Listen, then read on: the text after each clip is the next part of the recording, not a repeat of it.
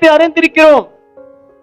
சத்தியத்தை என்ன சத்தியம் சொல்ல நம்ம பைபிள் சொல்றது ஆண்டவரை ஓய்வு நாளிலே அவரை ஆராதிக்கணும், அவரை சேவிக்கணும். அதான் சத்தியம். அவரை தேடணும், அதான் சத்தியம். நீங்க என்ன பண்ற மனுஷன் சத்தியத்தை அறிந்து கொண்டு அந்த சத்தியத்தை கடைபிடிக்கிறது கிடையாது. அல்லேலூயா.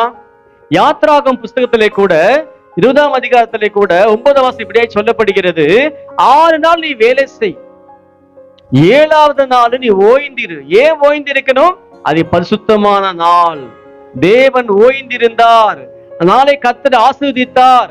6 நாள் நீ வேலை செய், உன் வேலைக்காரன் வேலை செய்யட்டும், 7ஆம் நாள் நீ ஓய்ந்திரு.